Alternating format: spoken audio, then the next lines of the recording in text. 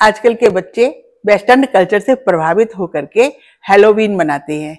इसमें बच्चे डरावनी शक्लें बना करके, डरावनी पोशाकें पहन करके घर घर में चंदा मांगने जाते हैं और उस चंदे के रूप में उनको बिस्किट, टॉफी और चॉकलेट इत्यादि प्राप्त होते हैं। इसी तरह भारतीय संस्कृति में बुंदेलखंड और पश्चिमी उत्तर प्रदेश के गांवों में टेसू और झांझी का खेल भी खेला जाता है, जिसे पारंपरिक उत्सव के रूप में मनाया जाता है। टेसू और झांझी की कथा महाभारत काल से जुड़ी हुई है।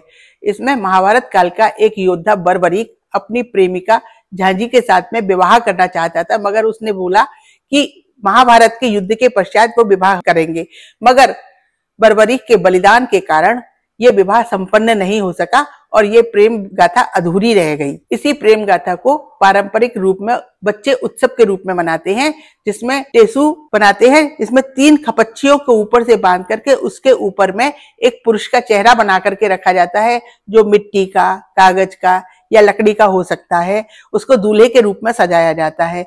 इसी तरह लड़कियां मिट्टी के पात्र को लेती हैं, उसमें किनारे से छेद करती हैं, अंदर एक दीपक रखती हैं, उसको झांझी का प्रतिरूप माना जाता है और उसको एक दुल्हन की तरह सजाया जाता है। फिर यही बच्चे टेसू और झांझी के उस प्रतीकात्मक रूप को ले जाकर के गांव के घर घर में जाते हैं।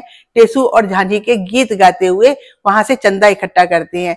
गीत इस प्रकार गाते हैं, जैसे टेसूरा टेसूरा घंटार बजइयो, एक नगरी 10 गांव बसइयो, बस गए तीतर बस गए मोर, खड़ी न सहनी चढ़ गए चोर। इसी तरह के अनेक प्रकार के इस तरह के मनोरंजक गीत गाते हुए और बच्चे चंदा इकट्ठा करते हैं, जिसमें उन्हें हर घर से अनाज, आटा या पैसे के रूप में चंदा इकट्ठा मिलता है। यह उत्सव दशहरा से लेकर के शरद पूर्णिमा तक मनाया जाता है। शरद पूर्णिमा के दिन सभी इकट्ठी की हुई सामग्री से बच्चे पूरी पकवान इत्यादि बनाती हैं, जिसमें गांव की औरतें भी बढ़ चढ़कर हिस्सा लेती हैं। उसके बाद प्रतीकात्मक रूप से झांझी और टेसू का विवाह किया जाता है। औरतें मंगल गीत गाती हैं और फिर बने हुए उन पकवान को सब मिल बांट कर खाते हैं। उसके पश्चात में टेसू और झांझी के उस प्रतीकात्मक दूल्हा दुल्हन के उस रूप को किसी पास की नदी, तालाब या किसी नहर में विसर्जित कर दिया जाता है और इस तरह से उनकी एक प्रेम गाथा को अमर किया जाता है। ये सामाजिक सौहार्द का भी प्रतीक है और ये एक पारंपरिक उत्सव के रूप में बच्चों के द्वारा खेला जाता है।